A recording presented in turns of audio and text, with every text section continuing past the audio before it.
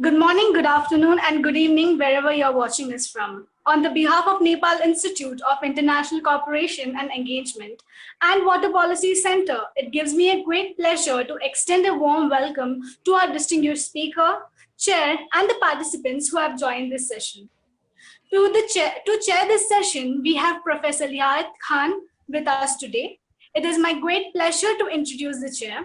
Professor Liat Khan, Associate Professor in the Department of Civics and Politics, University of Mumbai. He is also the coordinator of the Postgraduate Diploma in International Study programs in the university.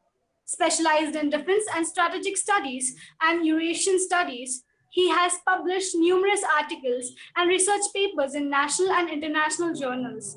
Besides, he has coordinated many national and international seminars and conferences. He also visited United States in 2009-10 to attend International Visitor and Leadership Program. Without extending further, let me request Professor Liat Khan to take charge of this session. Very thank you.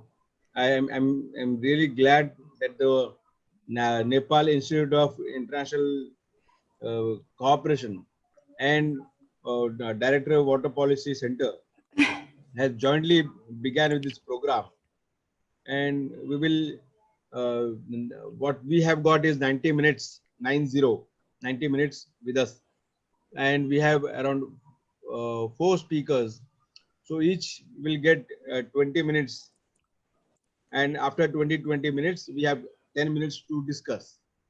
So by 15 minutes I'll tell you to wind up, to sum up, to conclude, and kindly conclude after 15 to 20 minutes, because everybody, like anybody who's overstepping will also overstep into the space of the other panelists.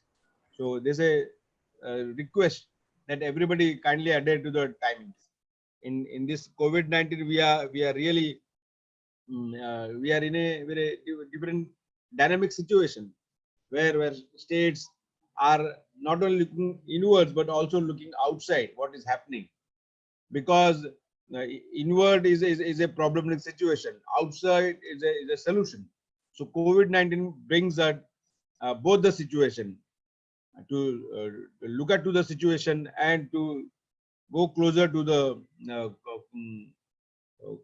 solutions, and thereby it is very important that the international cooperation between states are further rejuvenated, are further taken into the next level, so that they will be able to move along and get their states in a better shape. So with this small note, I request Dr. Manas Beher, who is head Department of Political Science, RD Women's University, Bhubaneswar, and he will be speaking on challenges and opportunities for a multipolar world order in post-pandemic. Over to Dr. Manas Beher. Is she hearing? Manas Beher? Is she there on the desk? If she is not there, I'll request Dr. Priyadarshini Sahu, who's an assistant professor. Am I audible, sir? Hello. Yeah. Dr. Please begin. Please begin. It's your turn. Yeah. Thank you. Thank you, Professor Liaquat Khan. Thanks to all of you present here, Director WPC and Bhaumar Raj Singh and other Dr. Priyadarshini and other attendants here. So as all of you know, my topic or concentration will be on post-pandemic world order, and I will be advocating for a multipolar world, which seems to be very difficult in COVID situation right now.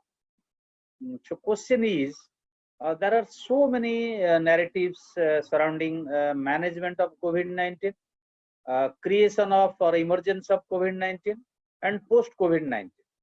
So unfortunately, what is happening right now, there is a ideological struggle between liberal forces and realist forces and pro-socialist or pro-Marxist forces all around the globe. So actually, COVID-19 has exposed the weaknesses of the structure that emerged in neoliberal era after the 80s in the world and 90s in India. So what has emerged? That was, as all of us know, Fukuyama's narrative, that is the end of history, and that failed, right? And the COVID-19 has seriously exposed the weaknesses of the present neoliberal globalized system in managing a virus that is COVID-19. So what is happening? What is the basic contradiction in management of COVID-19? Then I will come to the emergence of COVID-19. So in management, this is a global pandemic. This is a global issue affecting the entire mankind decisively, clearly, and without any doubt. But the management of COVID-19, engaging COVID-19 or fighting COVID-19, whatever it may be, has become thoroughly localized, state-centric, inside the domestic spaces of every state. No state is willing to cooperate another state in a general manner throughout the world. I'm not talking of exceptions. Some states are cooperating, some states in import of medical kits or PPE kits or whatever it may, medicine, or in the creating a vaccine or preparing a vaccine. The question is how we can manage a global pandemic by a local methodology. So that is the biggest contradiction as well as the challenge to the present world order.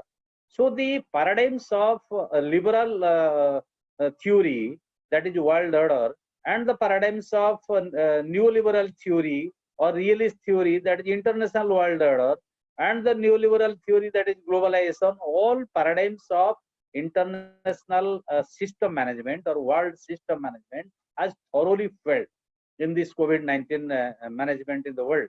So WHO failed, United Nations failed, and where are the main advocates or main institutions of globalization? WTO, World Bank, IMF, where is their significance, their role and relevance in this COVID management? So all these have exposed the global institutions. So this is the biggest challenge where we have to go in post-pandemic situation. So my argument will be like this: globalization has failed. When I use the term globalization, I use it in the sense of neoliberal globalization based on market economy that was advocated. Why it has failed? First, the major cause is that this neoliberal globalization has identified health as a major sector of investment, and that led to privatization of the health services in Italy, in Germany, in France, in America, and other developed nations, along with developing countries of Africa and Asia like India. So what is the scene emerging now? The entire private health sector or insurance-based induced health sector has failed or has not come to the protection of COVID-19 issues or management of COVID-19. So in India particularly, there is no significant role of private health sector. In America also, and in other developing, Italy also. In Italy, we found in the 90s there was a privatization of health services. Now we are finding in India since last 20 years or 2 decades, we are finding aggressive privatization of health services. So the logic is, throughout the world we have seen privatization of health services, and that failed in management of COVID-19. So what has emerged in these pre-COVID-19 situation? The political economy of globalization is controlling the management of COVID-19. So what is that basically? That is a huge emergence of a supply chain, production and marketing or distribution, then wage labor, cheap wage labor in different pockets of the world, concentrated particularly in China, and then we have this trade system, world trade system. So that accelerated the process of global contact, human to human contact, and that is a major factor in spreading the virus. So I am not talking that we will go back to pre-globalization era, or we can stop the process of interconnectedness among the globe. That is not the question. Question is, what is the model of this interconnectedness? What is the model of this economic development? What is the model of this environment management? So the bigger issues are coming in post-pandemic. The issues of nuclear proliferation, the issues of climate change, the issues of hunger. So these are the major issues. And this system, the present global system, political system, social system, economic system, cultural system, all these have failed to manage the virus So how are we going to manage the other issues that is coming in post-pandemic? That is important issues that will affect. Now the hunger index will rise. Now the economic divide will rise. What we have observed during this pandemic management from December till now, August, the economic divide are more clear, more intensive, and more widespread. And the job losses and the effect on or the impact on the poor people, particularly those who are affected by hunger and job losses, they will be seriously vulnerable in post-pandemic society.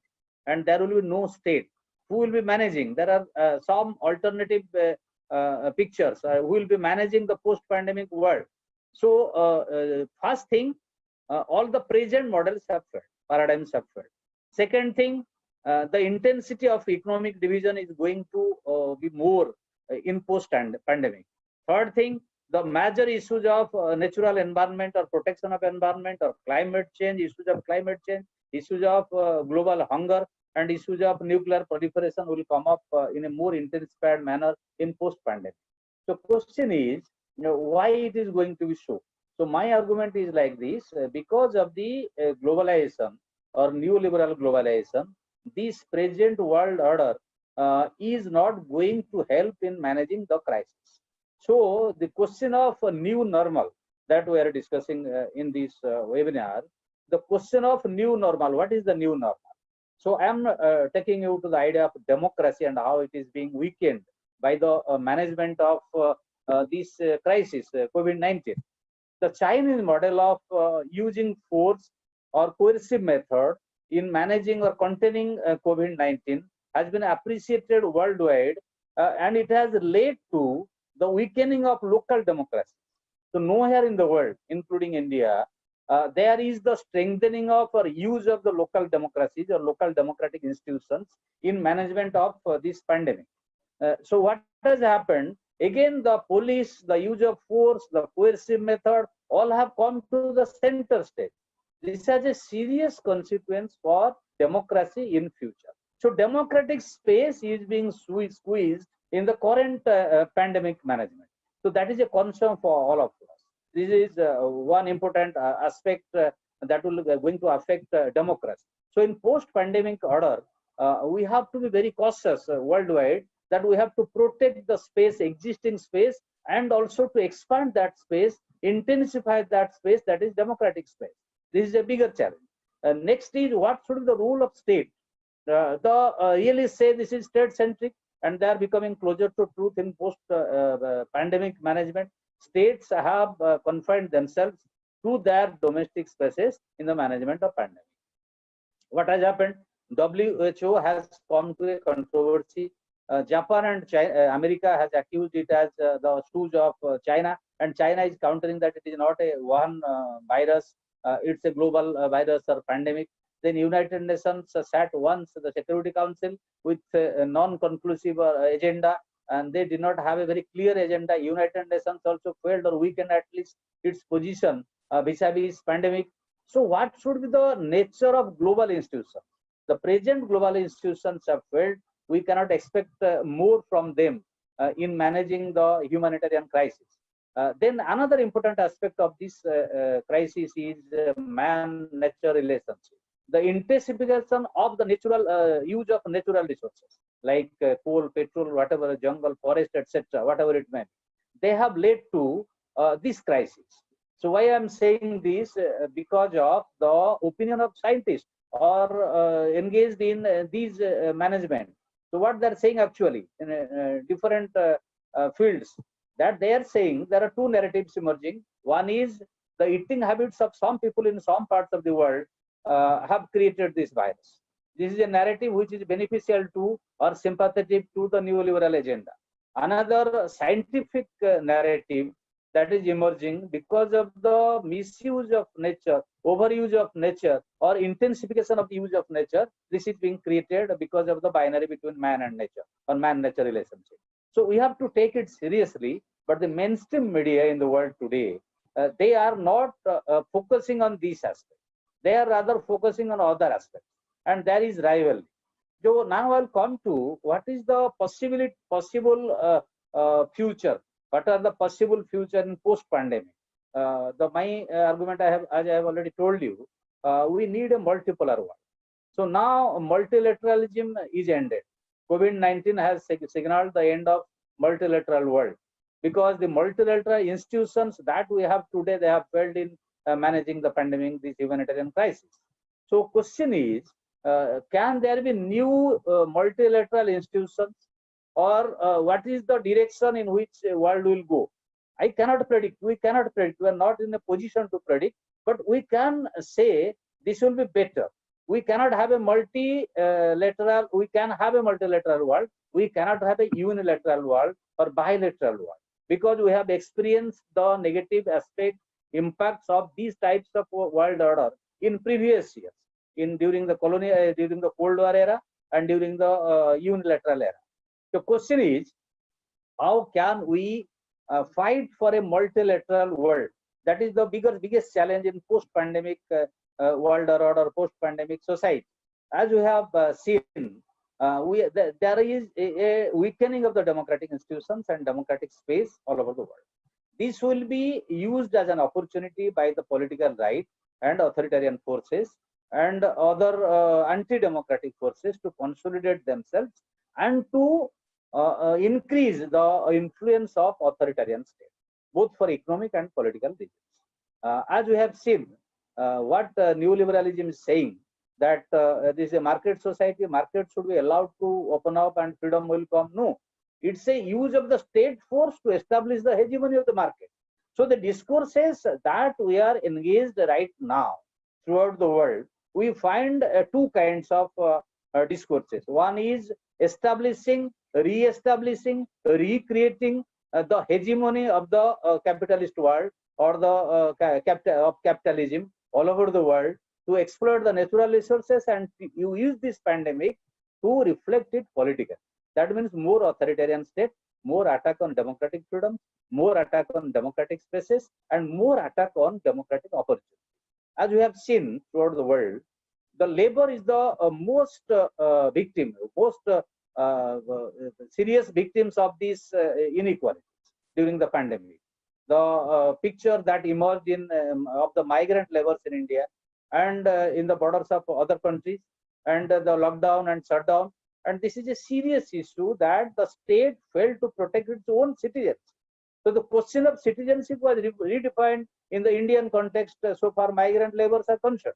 They are considered as norms. They are given whereas the bleaching sanitization in the border of Uttar Pradesh, and people moving on cycles, moving on foods, child sleeping on baggages. So these are the serious pictures that emerge, in which state has totally failed to protect the basic rights of its citizens. So we cannot allow such a thing, such a situation, such a picture in post-pandemic. That's why my contention is that all the democratic process all over the world, those who believe in democracy and those who believe in multilateral world or multilateralism, they should come forward, they should join together to build a society, to build a world order based on multilateralism. So this sounds ideal, but this is not ideal. There is no alternative to it. We cannot go for unilateralism, we cannot go for bilateralism. So world cannot be divided into China versus others, or America versus China. So you cannot expect Russia, Germany, France aligning with neither with China or with America. So there cannot be a bipolar world. This is not a picture that is going to emerge. There may be a unilateral world with a struggle deciding the nature of world order. That is the struggle between China and America. So China has controlled 16% of GDP.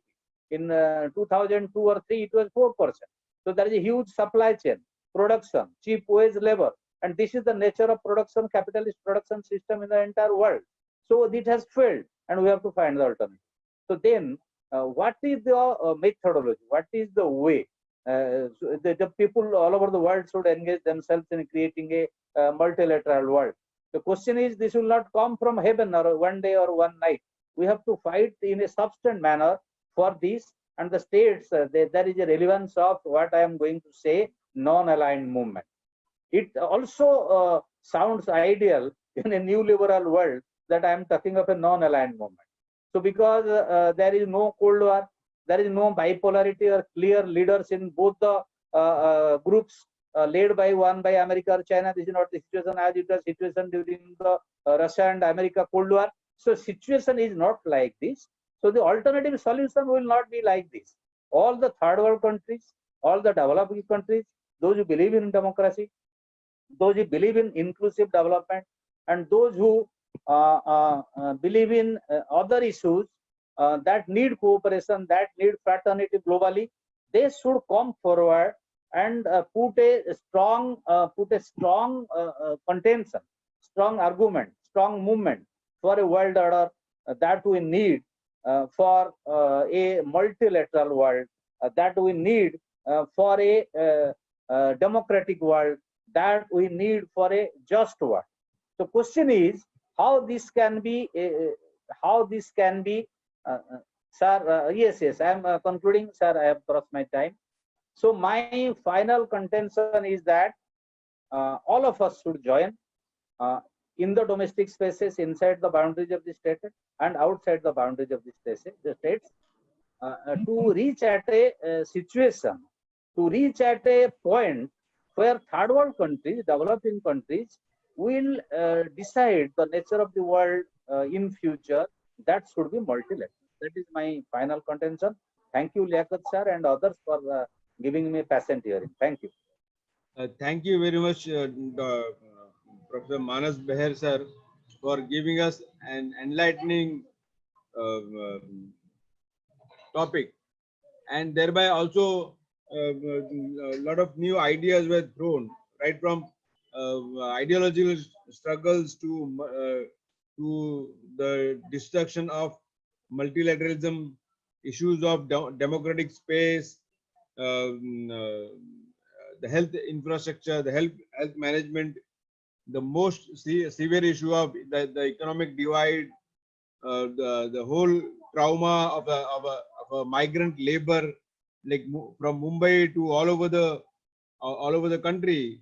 We had huge, like it was around 10 lakh plus people migrated from Mumbai to other parts of India, and thereby you had highlighted a lot of new areas. I hope a lot of questions would be provoked by this particular lecture.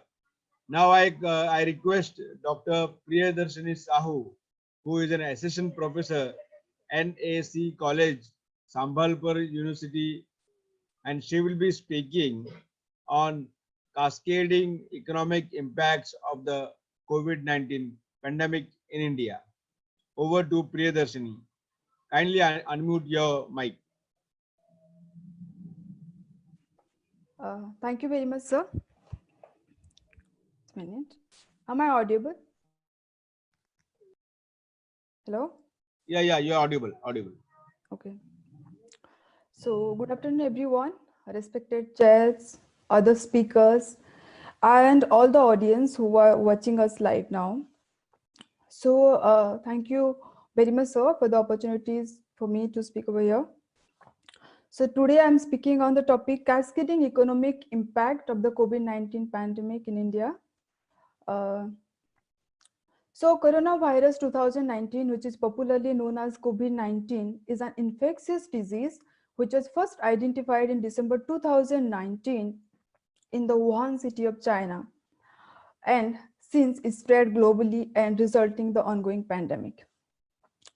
In March 11, 2020, WHO declared the COVID-19 as a pandemic status. In India, the first case is reported in January 30, 2020, and currently India is the largest number of confirmed cases in the Asia, and as well as the third largest number of confirmed cases in the world after US and Brazil. Presently, there are more than 3.46 million people affected with this pandemic, and more than 60,000 people are died. To prevent the spread of pandemic, on 24 March 2020, the government of India declared a nationwide lockdown. As a result, nearly all the sectors, all the service sectors and factories were suspended. Hence, the lockdown imposed by the government of India impacted the various sector of Indian economy. It felt sharply in every sector of the Indian economy. I have pointed out few impact of the lockdown in the Indian economy. So I would like to share my slides. So can you do it for me, or I'll do? You I can can go ahead by sharing from your screen. Okay, thank you, sir. So Yeah. It is visible now. thank you, sir. So this is a few important, area I have pointed out. So the first impact of lockdown in India is slowing demand. Now, slowing demand, basically right now, a large number of consumers all over the country are only spending on essential commodities such as food, groceries, and medicines. So demand for nearly all non-essential goods and services such as cars, jewelry, gold, etc. have remained suppressed. Even though gradual relaxation of the lockdown, large part of the demand are likely to stay passive due to the prevailing jobs and income related uncertainties of people. Second point is closure of manufacturing activities. With all non-essential businesses are closed, most industries have been witnessing a drastic decline in sale. Revenue losses will force business to either close down or they are opting wholesale retirement of workers. Even the capital intensive sectors such as the real estate, the consumer durables may not see a demand revival for several months or quarters. Coming to the next point, which is restrictions on international trade. As you all know, with the impositions of restriction on transportations worldwide, the trade sector also took a hit. Imports saw a drastic decline in the country, especially in the case of essential commodities such as petroleum, food crops, and coals, and among others. Next, important impact on the crops and tourism, hotel, and aviation industry. Indian aviation industry and hospitality have already sustained maximum damage because of the COVID-19 outbreak. The shutdown is bound to push India's fast-growing aviation industries into the risks. According to a report by the Center for Asia Pacific Aviations, they assess that Indian aviation industry will confronting losses worth 4 billion in this year. Followed by this, there will also be a large-scale cascading effect for the hospitality and tourism industry, since the hotel and restaurant chains across the country are closed till June 2020. Even the lockdown is relaxed, now they are unlikely to witness a pickup in demand. Next, currently inbound tourism has come to halt with India under lockdown. The imposition of Section 144, suspension of visa, and global advisory against travel. As of now, there are barely any bookings being made for the future travel, and the previous one all stand cancel. Next point is mass exodus of migrants workers from the urban areas. As the previous presentation Manas pointed out, that this section of population is the main victims of the lockdown. Tens of thousands of migrants workers fled India's largest city looking to return their rural home after the nationwide lockdown, which has left them without job and pay.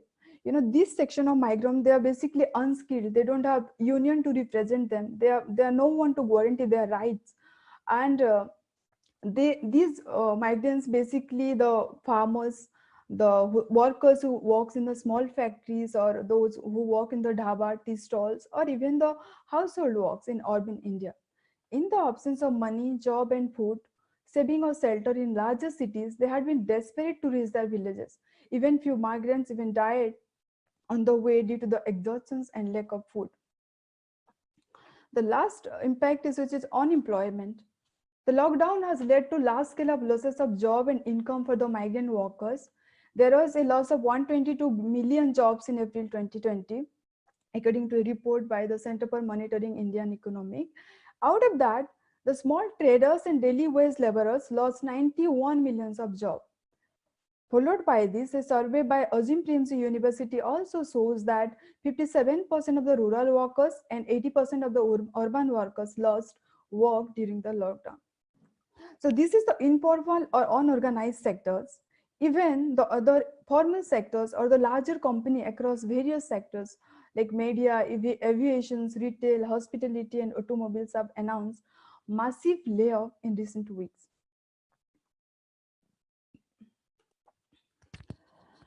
Coming to the impact on economic domain, the outbreak of the COVID-19 pandemic is an unprecedented shock to the Indian economy.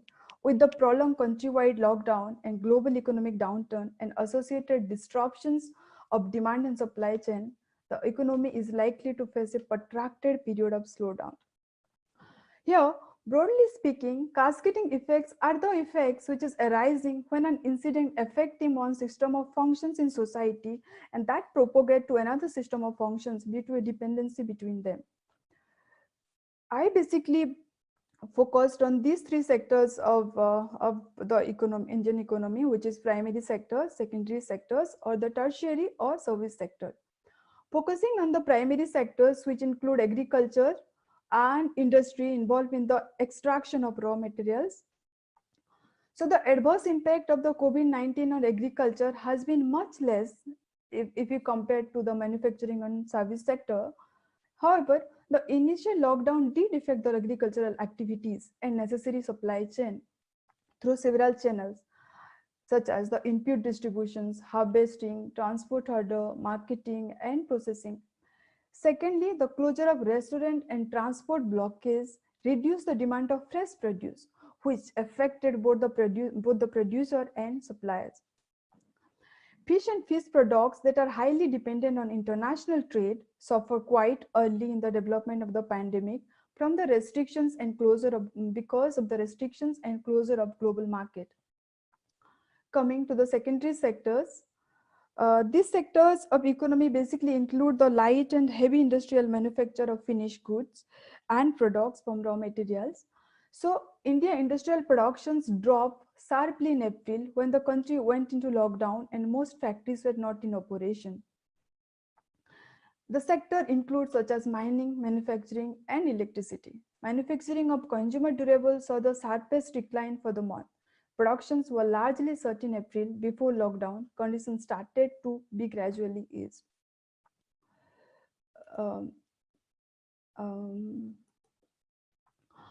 Not only those companies, even the major companies in India, such as L&T, Ultratech Cements, the fashions and retail wings of Aditya Birla Groups, Tata Motors, etc., these companies either temporarily suspended or significantly reduced operations. The next important sector in the secondary sectors is the micro, small, and medium enterprises, which is MSME sector. As a whole, this sector form a major chunk of manufacturing in India and also play an important role in providing large scale of employment. The MSME sectors itself account for the 33.4% of Indian manufacturing output, employing about 120 millions and generating 45% of Indian export. However, because of the pandemic outbreak, the MSME sector, which is majority of this sector's release on day-to-day business, which is to stay eloped, continue to be the most vulnerable owing to the lockdown and decrease in demand. According to a survey by All India Manufacturing Organizations, revealed that 71% of the business weren't able to pay salaries in March. Next, come to the tertiary sectors, which is this sector basically included all the service provision industries. So business activity across India's service sectors also fell drastically during May as the unfavorable economic effect of the coronavirus pandemic impaired the business operations, it restricted consumer footfall and led demand to collapse. Indian tech companies somehow managed to deal with the crisis better than that might have been feared. But the Indian firm have already faced cancellations of projects by client across sector due to the reduction in air travel and closing of cities. You can see some data in the slides. I'm not going to discuss all the data, but how the tourism industry will lose 2.1 billion US dollar for March and April alone. All the hotels and airlines got their salary and late payoff. So I'm not discussing the data.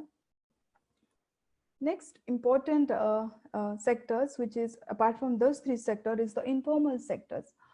As per the reports, more than 90% of the workers are from the informal sectors in India. It included 40 to 50 million seasonal migrants. Due to the COVID-19 pandemic, since economic activities are standstill, factories are not running, most markets are shut, most of the daily workers lost their job. Disruption in work, wages, income, and food, all three interconnected for crores of peoples in India. Next, come to the logistics sectors. As you all know, the revenue have taken a hit in the railway, bus, airlines, and cab segments of the transportation sector due to the lockdown, because of the government imposed strict guidelines for movement of people and passenger, as well as activity at seaports has ceased with the decline of export-import trade. Next.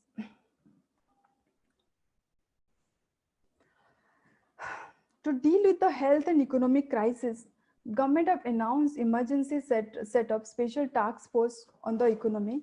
So the government of India announced a variety of measures to tackle the situations, from the food security and extra fund for healthcare and for the state to sector related incentives, and it also extended the deadline for the taxes.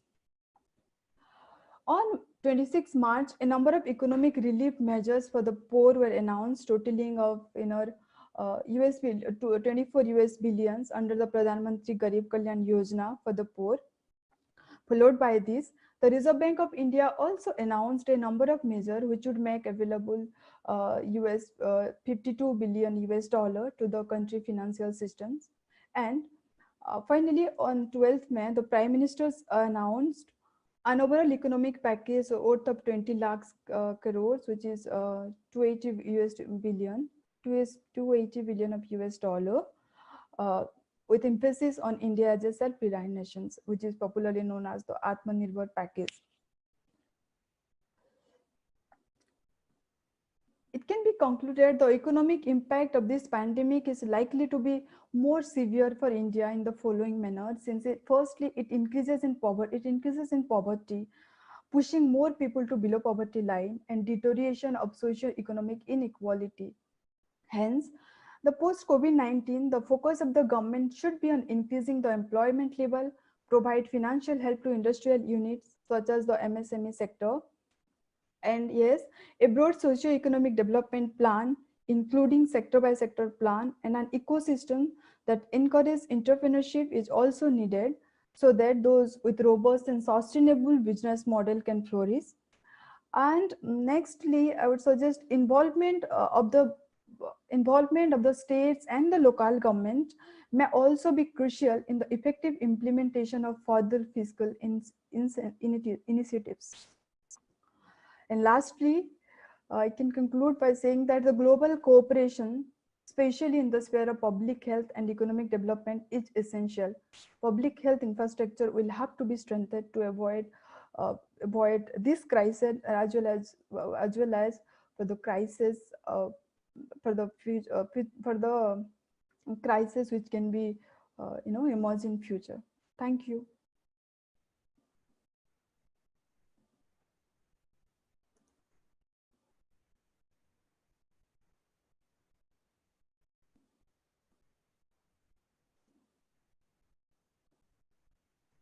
Hello. Hello.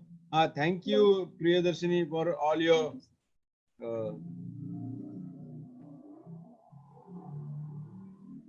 am I audible now? Now, yeah, yes, sir, you're audible now. Yeah. Thank you for your overwhelming lecture on COVID-19 and its impact on the Indian Indian people and the government. Now, this also brings us to a lot of. You have also provoked us to have a lot of questions, because it's a lively debate that is happening in India. Like, what comes first? Whether the government, when you say the RBI has also declared some packages, and the RBI packages are also included within the Prime Minister's package of Atmanirbhar. and thereby it has created a lot of issues. So I think that a lot of people would take a note of your many areas where you have provoked to ask a lot of questions. So now I request our third speaker, Mr. Divya Chopra, from student from Daulat Ram College. Is she there? Hello, She's not Divya there. is there. She's not there. No, she is not there. Acha. So now, if she is not there, then we have to increase the time. And Dr. Bhanwar Vishwendra Raj Singh, I request him to speak on the topic impact of COVID-19 pandemic on environmental resources from global to local scale. Dr. Banwar Vishwendra Raj Singh is an assistant professor at Mohanlal Sukhadia University, India, and as Pramod has addressed, like he's also a good friend of and he's also very active onto IR. So we are very happy to hear. And since one speaker has not come, I think you get a benefit of doubt, or you can take 30 minutes where earlier we spoke for 20 minutes, so that we can have much wider discussion onto this particular issue of COVID-19. Yeah, over to Banwar Vishwendra Raj Singh. Yeah, kindly unmute. Huh? Yeah. Thank you so much, Professor Liaquat Khan sir, and thank you, Pramod Jaiswal sir, to giving me a golden opportunity to share my views in on this dais. So today I have PPT. You can share from your share screen. Yeah. Is it visible? Yes. Okay.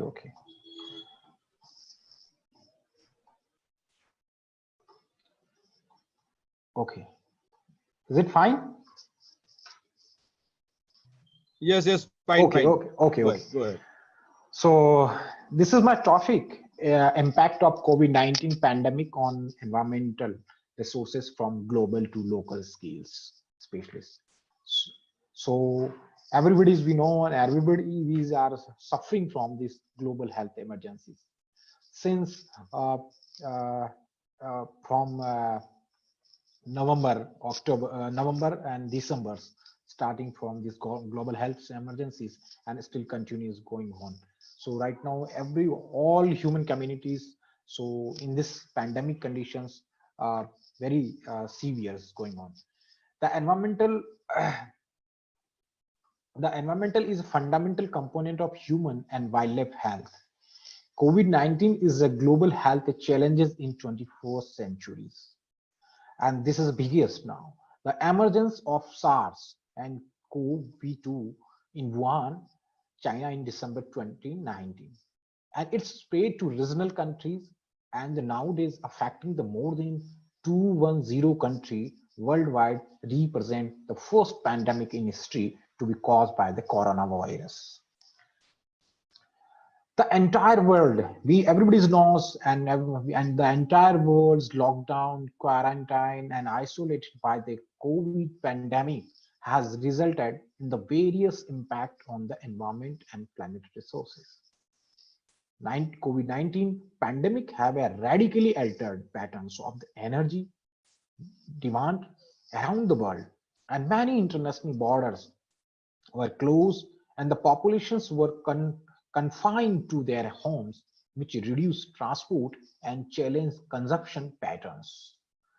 So continuously a lot of demand and supply, pattern of demand and supplies is rapidly changing, and so that's why impact of environmental resources is huge. So impact on environment resources is directly and indirectly affected, which is made up two inseparable components. First one is a biotic, and second one is biocenosis, the biotic. First, a biotic, a particular physical environment with a spatial physical characteristic, such as climate, temperature, humidity, concentrations of nutrients, and pH values. And biocenosis, biotic, a set of living organisms such as animal, plant, or microorganisms that are in constant interactions and are therefore in the situation of interdependence. So both are a measure a part component, biotic and abiotic, and both are affected due to COVID-19. So first, talking about the air quality. So in the entire world, we know air pollution is the biggest concern for global community. But in the pandemic situations, what impact on air quality? So let's see. In China, emission fall to 25% at the start of the year. In starting time in China, 20% 25% of the fall, emission fall, as people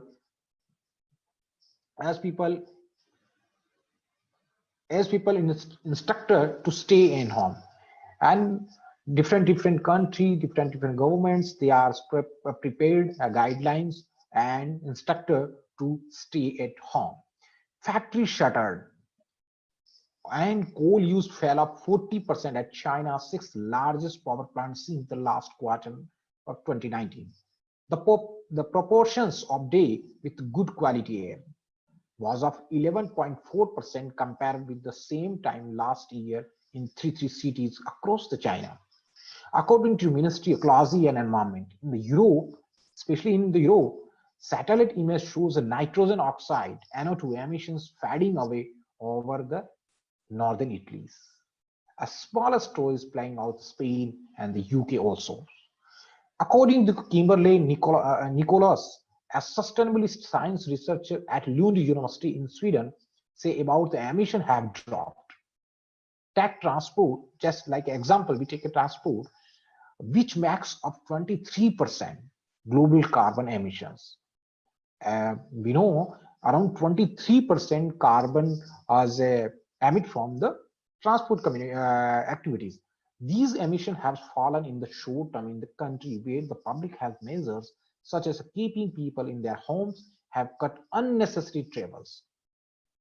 And traveling and emissions are key contributor to emission from transport, contributing 72% and 11% of transport sector's greenhouse gas emissions respectively. This is the air quality changes in the global scenario. First China and Europe and so and so. Next, carbon emissions. So global carbon emissions around 17% decrease in early April. When pandemic conditions was occurred, that start from that to April. Around 17% decrease global carbon emissions and compared to 2019 levels, with India emissions dropping 26% according to these studies. In India, around 26% carbon emission is reduced due to global pandemic conditions. An international study published in the UK-based journal National Climate Change shows that world experience has a sharp decline in carbon emissions between January and April. UK-based journal is a recently studies come up with, in front of global community, and it say sharp decline carbon emission between January and February and compared to average level in 2019 and could decline anywhere between 4% to 8% by. Other countries like the UK and US is a reduced 30.7% and 31.6% emissions respectively. And emissions from land transport accounted for almost half of the decrease, and while power generation accounted for 19%, industry for 25%, and aviation for 10%. So these are the activities to like a carbon emissions reduce in this proportions on the respectively last years. So this is like a globally study. So we can see global daily fossil CO2 emissions, million ton carbon per day. See, 1972, what conditions, carbon emissions, and in 2020, starting 2020, so we can see how graph is continuously is increasing, but in 2020, especially start from January, so sharp declines. So this is global daily fossil CO2 emissions, million ton carbon per day. And especially after lockdowns, yeah, after pandemic conditions start from January, the next graph you can see how decline in like month wise. January, February, March, April, and May continuously is like decline, because all human activities, all transportation activities, all industrializations activities is continuously shuttered down. So that's why the carbon emissions is sharply declines. And this is a change in global daily fossil CO2 emissions in percentage. So see, in the fourth month, start from January to May. So these are sector, residence, public, aviation, power, industry, and surface transport. So in this surface transport, you can see highest, but like we can say negativity, negative, like a decrease carbon emissions, like surface transport highest, and another one is industries, power, aviations, public, and residentials. So we can see how decline sector-wise globally carbon emissions in the environment. So this is a case study. This is a case study of Wuhan city. You know, we heard and we know about the epicenter of coronavirus, COVID-19, which is a start from that place. And we can see in 2019 and what conditions of in the NO2, nitrous oxide, in this in the atmospheres, and in 2009, and now next images show is a 2020 images. So how you can see how decreases in NO2s and continuously rapidly sharply declines in atmosphere NO2 levels species. So this is a case studies of Wuhan. So this is NASA observatory data informations. So again, this is a case study of Wuhan, again also near Wuhan. So you can see how NO2's densities level is continuously sharply decline. So this is changes in the atmosphere and on the China species. Now we talk about the water quality. First one is air quality, and now talk about the water quality in the Venice. You know, Italy, water is the canal cleared and experience greater water flow. Especially first one pictures, see in pre-COVID-19 conditions. So you can find very turbidity is high and pollution is high, but after COVID-19, so transparent water quality is like a transparent and purified water conditions. So COVID-19 and again, see you can see last one pictures pre-COVID-19 and COVID-19 turbidity levels.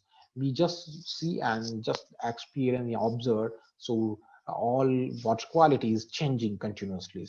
The increase in water clarity was due to settling to sediment. First one sediment, because you know Venice in Italy, almost transportation activities are based on the navigation, because there is a very less connectivity by road, especially inner side in Venice. So all boat activities like boat traffic and water boat, we can say in Italian language. So a settling of sediment that is a disturbed by boat traffic and mentioned in the decrease and pollutions. So that's why water transparencies and water quality is much higher compared than other times. So this is another case study of Vemnath Lake in Kerala. So this is, you can see, first one is like a pre-lockdown condition. What pre-lockdown conditions? See, SPM level and especially February and March. So higher rather than pre-lockdown conditions. So first when we are seeing the suspended particulate matter is water quality is higher in the pre-lockdown conditions, and after lockdown we can see a lot of changes due to like a as a shutdown of human activities. So this is as a changing in water qualities also. First one is air qualities, water qualities also changing. So yeah. This is a pictures of Haridwar in Ganga, holy river of Ganga. So first one we can see how water transparent is the same, because this is a holy place, and every time there's a lot of people gathered and rituals, do the rituals. So lot of water polluted also. But after pandemic conditions, after lockdown conditions, so see less human activity, so definitely the natural resources automatically purifies. So this is, and now we talk about the wildlife. So in wildlife, 4 5 just like with points. First, when did COVID-19 emerge and spread to human from wildlife? So this is very biggest question in front of global community. When corona occurred from the China specialists, so that, and recently I joined the meeting of CMS also, Convention of Migratory Species in Gandhinagar, Gujarat, and that also that in there also discussed about the is it coming from the wild meat, yeah, wildlife, especially because we just talk about the bait virus, especially coming from the bait, and a lot of discussions and debatable, still debatable, because but just like as like questionables these things especially. So very important things. And second one is, has there been in the increase in wildlife poaching due to global lockdowns? Yeah, definitely. So a lot of human activities controlled and stop. So that's why poaching activities rise up, because human activities and monitoring was a less monitoring. So that's why poaching, wildlife poaching especially, is higher in lockdown periods. Third one is, how is COVID-19 affecting indigenous people and local community? Because we know on the ground of ecotourism kind of places, especially ecotourism places, there is a big sources, livelihood sources of tourism activities, especially. But you know, in the due to pandemic conditions, due to global health emergencies, most of I think biggest community is affected from these pandemic. I think I can say tourism especially. So because in the tourism there are a lot of informal sectors and there are a lot of people connected and multi-sector holder involved in this situation, like sectors. But through pandemic conditions, and especially indigenous people, you know, where ecotourism activities and where recreations activities is going on, lot of indigenous and native peoples are connected and associated with tourism activity that particular places. But especially COVID-19 affecting a lot of indigenous people livelihood, and so that's why it's very problematic conditions going on right now in front of us. And fourth one is, what are the potential direct impact COVID-19 and non-human primates also, primate and non-primates, because there are a lot of non-primates also. So how can we survive and how can we sustain? This is also questionable in front of global communities. And this is 4 5 pictures I will just show you, and what is the impact on the like a domesticators and wildlife. So to first one picture, see, so how street dogs are affecting, because less human connectivity, less human interactions with pet dogs, pet animals. So this is a very important thing. And second one is like in Europe, a lot of deers is sitting in the gardens. And first one picture is like a caveat in the Kerala, and this another one in Karnataka, how elephant and caveat and leopards in coming in the human habitat area also. So, and last one is a Thailand pictures. So a lot of monkeys and coming in the on the blanks road, especially because there is a less human activities and no transportations. So this is a blank places for the these species. So we can see. And the compare, if we talk about the comparison, so just like positive and negative impacts, first one is air quality improved. Positive, if we talk about the positive impact, it means air quality improved, water quality improved, biomass increasing, vegetation quality improved, and carbon footprint decrease also. This is very important per person in the especially lockdown. And negativity side, first one, increase waste material. Lot of waste materials is continuously uh, uh, dumping and species, and increase plastic material. Lot of plastic material, increase medical waste. Lot of medical waste is in the whole entire world, because this public health sector is the most affected by like a pressures in this situation. So that's why medical waste is continuously rise up. And green growth affected, this is very important, because green growth is very affected due to COVID pandemic, because when situation is normal and we can think about the alternate technology, alternate options, but like economy is like a completely devastations and completely is shattered. So that's why green growth is affected also, and economic slowdown in entire world. I am not talking about our country, especially entire world's economy is slowed down due to COVID pandemic, because all human activities completely shut down. So that's why we haven't heard about the in railway sectors, okay, railway one day is shut down. No, before earlier, especially in the sector also, aviation sector also, international flight when closed still is not confirmed. But yeah, this is a very important things. And poaching activities increase. So these are negative impacts also continuously, and so lot of another point also. And these are like comparisons. So one pros and cons comes from the COVID pandemic conditions.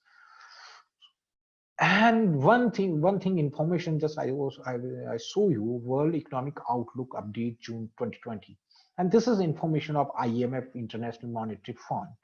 So this release of data, growth projections, and Christ like in no other and uncertain recovery. First one is the global economies. In 2009, just his predict 2.9, and in 2020 minus 4.9. You can imagine. In 2021, 5.4 rise. His trajectory is sad. Second is advanced economics. First one in 2019, 1.7, and 2020 minus 8.0, and 2021 4.8. And emerging market and developing economics, 3.7 in 2019 and minus 3.0 2020, and 2021 5.9, again rise. So in this 2020, I think biggest crisis is going on in this completely year, and next year maybe it will be rise and better conditions for the economic conditions. And message from UN to human communities, especially global communities, by the Secretary Generals, especially he said that call for solidarity. We are facing a global health crisis unlike any in the 75-year history of the United Nations. I can say in the completely human history, in human histories. I think this is the biggest challenge in front of human communities and global communities, and one that is spreading human suffering, impacting the global economy, and upending people's lives. He also added, he must ensure that lessons are learned, that the crisis provide a watershed moment for the health emergencies preparedness, for investment in critical 21st century public services and effective delivery of the good global public goods. We have a framework for the actions, 2030 Agenda for Sustainable Development and the Paris Agreement on Climate Change. We must keep our promises for people and planet and prosperity also. This is a great message by the United Secretary Generals for the species solidarity. And one very famous philosopher and very like an idol, our persons, late Mahatma Gandhi said, Earth provide enough to satisfy every man's needs, but not every man's greed. This is biggest statement if we understand in the coming for the future Earth. So this is like a crux. If we understand these situations, I hope all conditions and all entire scenario of the global community in front of, it will be better, I think. Thank you so much for the hearing me. Thank you, Dr. Bhanwar Singh, for giving us a very exhaustive Yes. lecture Thank you. Thank you. Sir. on the impact of COVID-19 on environment. Yes. Now, is Divya there to, like, if she is there, then we can hear her also. Divya Chopra there? Is she there, Divya Chopra? No. If she is not there, then we will go ahead. Like the whole impact of COVID-19 has been different in different dimensions. Like each sector has been affected by this particular COVID-19, and thereby you see the states also, the response of the states are also not similar. Each states have responded in a very different dynamic way, and thereby they have created a new issue within. Like, do they really follow what WHO says? Has really brought that particular idea into the fora, that whatever international community wants to say, are are they being followed by the state? And thereby you see the whole panel of today has actually discussed on the various ways of looking towards COVID-19 and its in impact. Like Dr. Manas Beher, who spoke on to various challenges and opportunities for a multipolar world order in post-pandemic or COVID-19. While speaking on to various uh, challenges and opportunities, Dr. Manas Beher emphasized onto the role of state, which becomes very important, and thereby a lot of trust has been put by the people onto the state.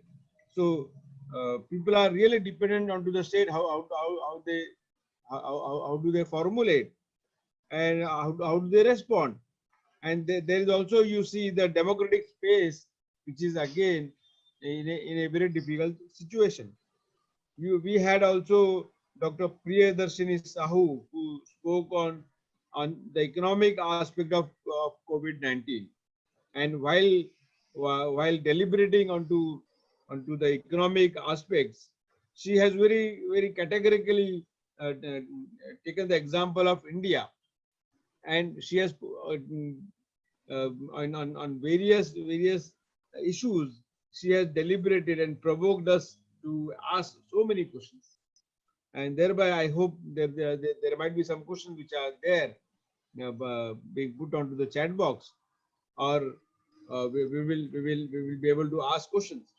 Then we had Dr. Bhanwar Vishwendra Raj Singh, who spoke on to the economic environmental aspect of COVID-19, and there was very strong pursuance of the way the COVID-19 has affected our environment, whether it is for betterment or whether it has the effect is actually felt by the humankind, and thereby, and it is not because of the nature, but it is because of the mindset. And thereby I surely consider that it is because of the mindset of the people that we are into such a situation. Like if we could have controlled, and if we could have understood the COVID-19 properly, like it is not a situation where we are fighting with COVID-19, but we would like to stay with COVID-19 and have, then thereby we are trying to build weapons against COVID-19 rather than having lot of solutions. And thereby you see and the solution should come through policy and programs of the states, and thereby this development paradigm will actually bring in a lot of new initiatives by states. And now with the same idea, I now request if there is any questions which are there to be asked to the panelists. The floor is open for the questions. Kindly, whoever would like to ask, kindly say, tell his name, spell his name, and from where he is, and then he can go further asking the questions. Over to the panelists. Yeah. Any questions that you see? Chat box, no question. Since there is no question in the chat box, Question. so this gives us an opportunity to ask a very large para of questions, and thereby, like this gives me the opportunity, being the chairperson for this particular panel. The first question that I would like to ask Dr. Manas Beher, that why do you feel that there is a failure of the state in response to COVID-19? Because it is not one state which is receiving at a receiving end of COVID-19. It is the world which is at a receiving end. So why do you just blame one state for the failure of not responding properly? Yeah, over to Manas Beher, sir. Thank you, sir, for this Yeah. relevant question. Yeah. My contention was that it's not a failure of a single state, it's the failure of the entire global order of states. So global order is a neoliberal in its character, in its nature. And the neoliberal order has failed to contain the pandemic, to manage the pandemic. It is because of the political economy of neoliberalism, that is the weakening of the public health system in major developed capitalist countries. If you compare it with Cuba, Vietnam, or other small states, you will see there are success stories. But in case of developed nations like America, France, or Italy, what we have observed, observed that there is a weakening of the public health system. And this pandemic, this public health system came to rescue. In India also, all the government hospitals, the temporary hospitals set up in Panchayat institution at the village level, they came to the rescue of the patients, not the private hospitals. And the private hospitals, those who are treating COVID-19 patients, they are charging exorbitant rates which are not being affordable by the common people, poor people. So what I said it's the failure of the neoliberal global order. That is what I said. And all the major developed states like America kneel down before COVID-19. So we should now, in post-pandemic, try to re-establish, recreate, re-strengthen the public system. That is what the message given by UN Secretary General. I am thankful to Singh Ji for sharing the message of UN Secretary General, that public investment should be on public goods like health, education, etc., to achieve sustainable development goals. That is what I said. And in case of India, we know the public health system came to the rescue, not the private health system. And last 20 years, we have encouraged private health system, which is based on complete insurance. And in America, 27% people don't have health insurance. And India, more than 60% people don't have health insurance. So how they can get the benefit of private health system? This is what I said. Thank you, sir. Yeah. This brings me to the second question which you have provoked me to ask. That Sir. Do you also feel that the states have become hostile? Hostile in the sense, like you see there's a race between states to come out with a vaccine.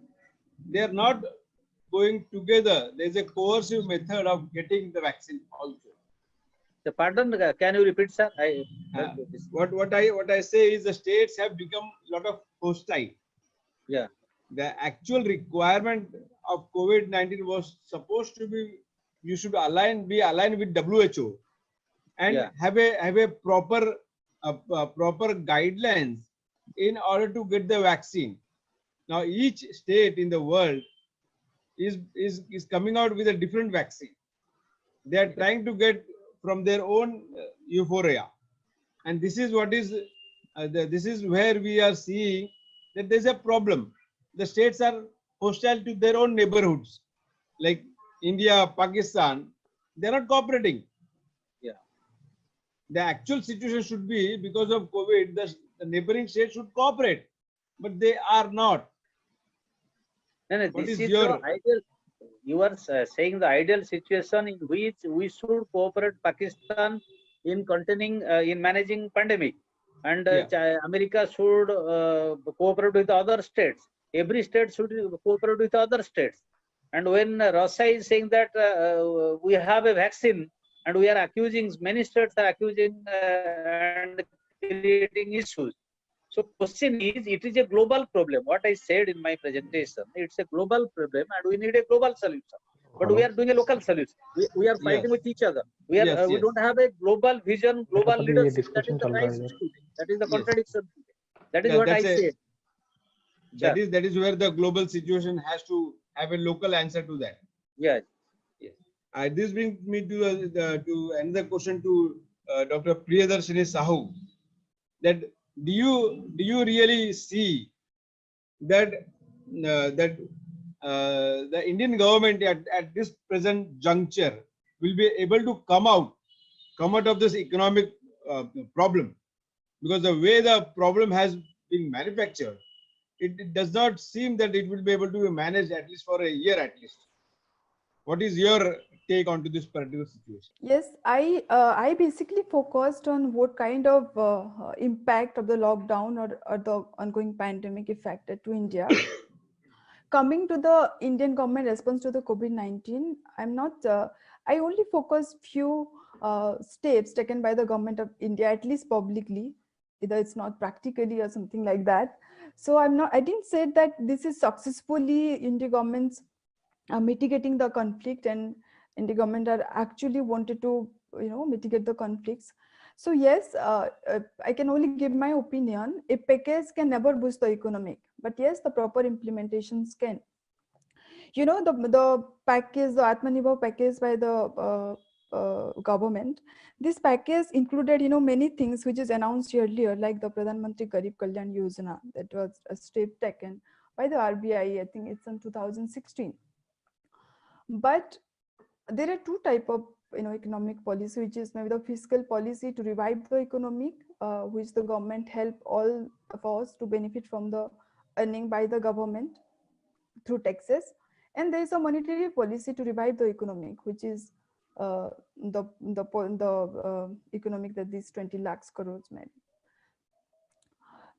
If the policy properly work, that Atmanirbhar package things, which is basically the fundamental thing should be that manufacturing our own products, which has earlier not been produced, and give special service and give special educations and generate employment for the unemployed, train them the skill through IIT and Skill India and these things. So the results of this package, the results depends upon how the implementation of the plan and program is carried out down the line, with the seniority of purpose and effective implementations with resilience, determination, dedications, and commitment. The package announced may not satisfy all the sections of the peoples, but if an honest attempt has been made and to be implemented, at least a few sectors of the economic maybe revive. It's not completely end the crisis, but somehow it might benefit to few sectors of people. Yes. Thank you, Priyadarshini. This brings me to the Sir, last sir, question. I have a question for Priyadarshini. Yeah. Go ahead, sir. Go ahead. Yes, so she has presented the Atmanirbhar Bharat and the packages announced by the Prime Minister and all. Yeah. So my question is, she has not given a thought or presentation to the contradiction inherent in this system. When Government of India is going for privatization spree, like privatizing railways, privatizing coal sector, privatizing Navaratnas and public sector, you cannot have a Atmanirbhar Bharat. What General Secretary of United Nations is saying, that is more investment in the public good and public sector, and India is not doing this. India is not right now at least, and not in immediate future also. So how can there be the success of Atmanirbhar Bharat? You cannot go for Atmanirbhar Bharat, at the same time you cannot go for privatization. These are two contradictory ideas. Yeah, right. So you're very right on that. Since I didn't focus more on the economic packages by the government, I actually focus in my presentation. I basically focus more on the impact of the economic. I didn't address most of the what kind of solutions got by the governments. But you're very right. When the government is focuses more on the privatizations than the social welfare, even for the migrants workers, as you said, they are the rose victims. Even the government did not arrange buses as train, most of the buses and train for the migrant workers also. Giving only the rations to the peoples cannot mitigate the conflict. I can say, when the economic system is fragile, why should anyone take loan to invest in the business? If governments wanted to spend more on the private sector and privatizations and providing loan to the MSME sectors or other business things to revive the economics, and it's very true. If the social and welfare thing should be come on the first uh, to uh, to make the India more self-reliant nation. I hope she has answered partially and tried to Yeah. give you some thought. And thereby we come to the third panelist, Dr. Bhanwar Singh ji. There's one question which provoked me to ask. Like, when we say environment, there are a lot of civil society organizations which are working on a big way, and thereby, and this has been funded by the international community, and thereby you see that, and you see that this is only happening on the urban neighborhood. It is not happening in a rural area, and thereby COVID-19 effect is more seen on an urban cities rather than on a rural villages. So do you see that there's a politics uh, of of of environment which is happening by the state? What is your take, Yeah, Dr. Saab? thank you, sir. But I think this is not politics, because all the global community is working for the human welfare, especially, and state also. But mostly NGOs and private institutions working very near urban areas, especially urban hinterland, because they first try to uh, see conveniency, and they don't want to go in like deprived in between deprived sections society and the backward areas, especially they are focusing on the convenience specialists and accessibility. So I think but this pandemic condition is the most heat like a as a epicenters in the urban area, and due to especially I can say uh, like health issues also, because rather than rural community, and compare if rural community and urban community in the regarding of the health issues, so I can say rural community is much immunity higher rather than urban communities. So I can say some people is maybe doing malified intentions to work like these things, but I cannot say whole communities is working like towards these directions. Thank you. Like, this brings me to the to another question. Yeah, Like, do you really see that the economic inequality is also being creating a large disparity amongst people because of the COVID-19? yeah, definitely. But sir, uh, individuals, like individual, yeah, like a state, yeah, maybe global communities not involved in this pandemic conditions, because it's happening from one place to across the globe to all the planet on the planet, and we are suffering from these conditions. So I cannot say like individual person or state only are suffering. So we are all, we like all community, global community is just suffering from this thing. And definitely they have and have not concepts, maybe some people have a resources, maybe you after the lockdowns will be rise on your their property, but maybe like deprived sections and deprived societies and would be like a gap is higher, maybe rich and poor peoples maybe. But it maybe I can say this is a huge impact on the like this side. Yeah, you also see that like there is a disparity of the environmental resources being used by the urban societies on a wider scale, Yeah. and thereby you also have to understand Mhm. that uh, does this situation how has benefited environment, not the people. The humankind has not realized that the environment is also an advantage, Yes, yes. and this advantage will automatically Yeah, yeah, reap you. yeah, yeah. Definitely, sir. In this, like every situation has a pros and cons, and in the conditions like right now in pandemic conditions, so we have a lot of positive impacts on the environment also. Like I just show you 2 3 examples: air qualities and water quality and biomass index, health especially. So definitely because human activity is very like a completely like a shutdown, yeah, lockdowns. So that's why human intervention is very negligible in this cycle of the nature. So definitely is the resources of naturally is higher, मतलब like उनकी health is higher rather than other times. Yes, yes. Yeah. Thereby you I hope we are on time. It is already 3:15. Okay. We are approaching on a comfortable time, Yeah, that yeah. we are giving the organizers a perfect time to switch over to the next Yeah, session. yeah. So Sure, over sir. to Rao Sir Bavaskar. I really thank everybody like Dr. Manas Behra, Dr. Priyadarshini, and Dr. Bhanuvar Singh sir. We will definitely catch up with you all again back from Mumbai after Yeah, the yeah. things get over. Sure, sir. Yeah, Sure. sure. Sir, Thank thank you. you so much for like we have wonderful discussion on these platforms, and definitely catch you Yeah. in coming time. Future we connect Yeah, each other. yeah, definitely. Thank you, Definitely. Khan sir, Thank for you. coordinating very well. Yeah, Thank you, thank sir. you, thank you, thank you.